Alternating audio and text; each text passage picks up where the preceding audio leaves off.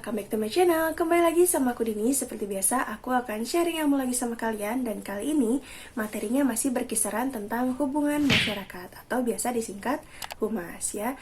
Di video ini, aku akan membahas tentang aspek-aspek humas, tahapan tingkatan humas, regulasi humas, dan halayak humas ya. Oke, jangan berlama-lama, kita langsung saja belajar. Yuk kita mulai pembelajaran tentang humas ya. Seperti yang udah tadi aku jelaskan di awal, aku akan membahas tentang aspek humas, kemudian tahapan kerja humas, regulasi humas, dan halayak humas. Kita mulai dari yang aspek dulu ya. Aspek humas itu terdiri dari 5 aspek. Yang pertama itu adalah aspek layanan. Yang pertama itu adalah aspek layanan, di mana dia itu untuk mengatur, mengotomatisasi, dan sinkronisasi proses dalam prinsip bisnis penjualan kegiatan untuk melakukan pemasaran, layanan pelanggan, dan dukungan teknis. Jadi lebih ke pelayanan ya. Yang kedua itu adalah aspek komunikasi ya, di mana dia melakukan hubungan interaktif komunikasi dua arah atau two-way communications, timbal balik atau reciprocal, saling atau mutual, antara atau between gitu ya, lebih ke komunikasinya. Yang ketiga itu ada aspek kesetiaan ya, di mana dia mempengaruhi perilaku individu maupun kelompok saat saling berhubungan ataupun sebuah persepsi, sikap, dan opini untuk mencapai kesuksesan dimanapun ia berada. Yang keempat itu adalah aspek produktivitas berupa keinginan, the will, dan usaha, effort, untuk meningkatkan kualitas kehidupan dan penghidupan di segala bidang. Jadi harus produktif. Yang kelima itu adalah aspek etika dan moral ya. Etika itu menyangkut dimensi sosial dan kode etik sebagai penyandang profesional dalam menghadapi tantangan ke depan dan kemampuan untuk berkompetitif ya. Jadi untuk humas pun itu ada kode etiknya. Oke, nah itulah kelima dari aspek humas ya. Ada aspek layanan, komunikasi, kesetiaan, produktivitas, dan etika moral gitu ya. Dari aspek humas kita akan beralih ke tahapan kerja humas. Nah ini penting, harus kalian tahu gimana sih cara kerja humas itu. Yang pertama itu adalah fact finding ya, atau mencari fakta. Di sini humas itu harus mencari fakta, data, ataupun informasi yang mendukung program humas, misalnya dari buku jurnal, majalah, atau media lainnya. Biasanya disingkat itu dengan istilah desk research gitu ya. Jadi sebelum melakukan sesuatu dia harus mencari dulu faktanya. Apa sih fakta yang tersedia dalam organisasi itu? Yang berikutnya, setelah mencari fakta, kita ke planning decisions ya, yaitu memberikan sikap, opini, ide, dan reaksi yang berkaitan dengan kebijakan dalam perencanaan dan dalam pengambilan keputusan ya. Jadi lebih ke rencana untuk mengambil keputusan. Yang berikutnya, dari planning decisions kita beralih ke communication. Nah, ini adalah tahapan pelaksanaan kegiatannya ya.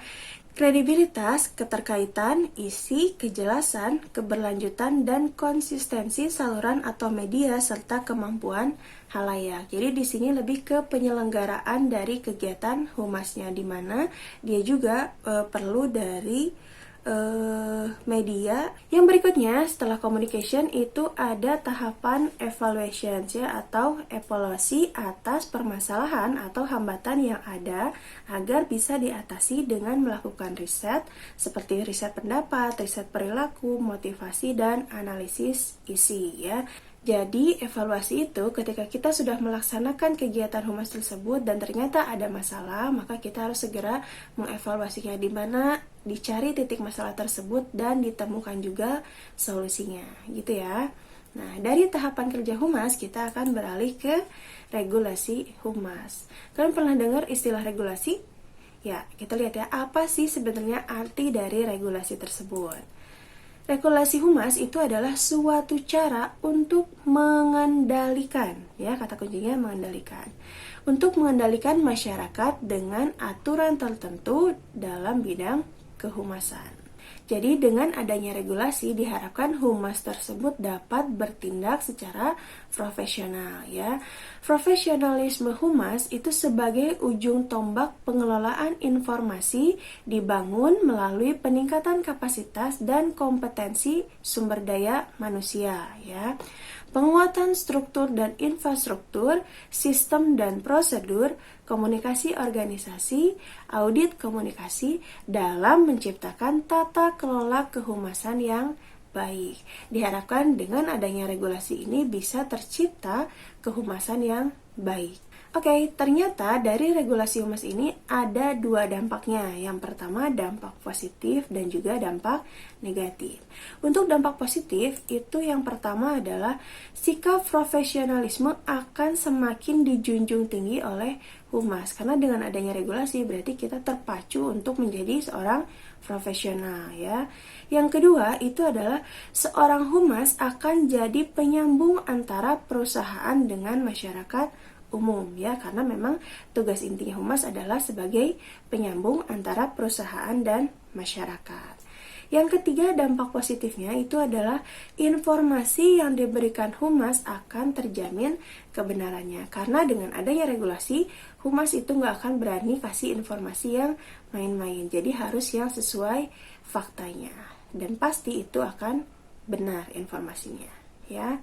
Nah, dari dampak positif ternyata ada juga loh dampak negatifnya. Seperti apa? Yuk lihat. Dampak negatif dari regulasi humas itu yang pertama adalah informasi yang diberikan bisa disisipi kepentingan perusahaan atau organisasi ya. Jadi dengan adanya regulasi kelemahannya itu adalah bisa saja si perusahaan atau organisasi tersebut menyisipkan kepentingan-kepentingan pribadi dalam kegiatan humas gitu ya. Yang kedua itu adalah proses penyampaian informasi lebih rumit. Karena biasanya ada aturan-aturan khusus dalam penyampaian informasi ya. Jadi dengan regulasi itu pasti akan ada aturan-aturan tertentu dalam menyampaikan informasi. Oke, setelah itu kita beralih ke halayak humas. Halayak itu apa sih? Orang banyak ya. Oke, kita lihat halayak humas itu adalah kumpulan orang-orang yang berkomunikasi dengan organisasi baik secara internal maupun secara eksternal. Betul ya, berarti halayak humas itu adalah kumpulan orang-orang ya yang komunikasi dengan perusahaan atau organisasi. Nah, di sini ada beberapa contoh dari halayak humas. Yang pertama adalah tentu saja masyarakat luas, yang keduanya calon pegawai atau anggota, itu termasuk halayak humas. Yang ketiga itu pegawai atau anggotanya, jadi udah bukan calon ya, tapi udah jadi pegawainya. Kemudian yang keempat adalah pemasok, masih berhubungan dengan perusahaan karena dia bisa memasok barang ke perusahaan tersebut, itu juga termasuk halayak humas. Yang kelima adalah masyarakat keuangan, yang keenam distributor, yang ketujuh konsumen, dan yang kedelapan adalah pencipta atau pimpinan pendapat umum. Ini maksudnya adalah orang-orang yang bisa menciptakan opini dan menggiring opini tersebut ke masyarakat ya. Nah, jadi inilah ke-8 contoh dari halayak humas ya. Ke-8 contoh ini dia punya kaitan sama perusahaan atau organisasi, makanya disebut dengan halayak humas. Oke. Kenapa sih halayak humas itu harus ditetapkan? Yang pertama adalah untuk mengidentifikasi segmen halayak yang paling tepat untuk sasaran program kehumasan. Jadi harus ditentukan halayaknya tuh siapa supaya kita bisa menentukan program apa yang sesuai gitu ya. Yang kedua itu adalah menciptakan skala prioritas ya, sehubungan dengan keterbatasan anggaran atau sumber daya atau lain-lain ya. Jadi dengan adanya penentuan halayak kita akan bisa memprioritaskan mana yang lebih utama atau mana yang lebih memungkinkan dapat bekerja sama dengan baik. Yang ketiga itu adalah memilih media dan teknik humas yang paling sesuai. Jadi dengan kita menetapkan halayaknya itu siapa, kita akan dengan tepat memilih media dan teknik humas yang akan digunakan ya. Yang keempat itu adalah mempersiapkan pesan-pesan agar cepat dan mudah diterima. Kita lihat dulu nih halayaknya siapa, bagaimana sih kita cara menyampaikan pesan-pesan supaya bisa diterima dengan mudah dan cepat. Beda halayak tentu saja akan beda cara menyampaikan pesannya. Oke, nah gimana kalau misalkan perusahaan itu tidak menetapkan halayak humas? Inilah akibatnya. Yang pertama itu adalah usaha dan dana akan terpecah belah karena terlalu luasnya halayak. Ketika kita tidak menetapkan halayak, maka usaha dan dana kita yang keluar itu akan lebih banyak karena kita nggak tahu nih sasaran yang tepatnya tuh halayak yang mana gitu ya. Yang kedua itu adalah pesan yang dikirimkan tidak dimengerti sebagaimana mestinya. Misal kita udah menyiapkan penyampaian pesan untuk orang-orang yang bekerja di lingkungan A, tapi ternyata yang kita ajak komunikasi itu adalah orang-orang yang di lingkungan B. Jadi dia tidak akan mengerti gitu ya. Yang ketiga, itu akibatnya adalah kegiatan tidak akan sesuai jadwal sehingga jam kerja, materi, dan peralatan jadi tidak ekonomis. Karena tidak ditentukannya halayak, maka jadwal akan jadi berantakan dan jam kerja pun akan lebih lama. Begitu juga dengan materi dan peralatannya akan menjadi tidak ekonomis gitu ya. Yang keempat itu adalah tujuan yang hendak dicapai luput dari jangkauan ya. Karena tidak adanya halayak yang ditetapkan, maka tujuannya pun tidak akan cepat tercapai atau bahkan bisa luput dari jangkauan. Tujuannya apa, tapi halayak humasnya terlalu luas, jadi nggak akan tercapai gitu ya.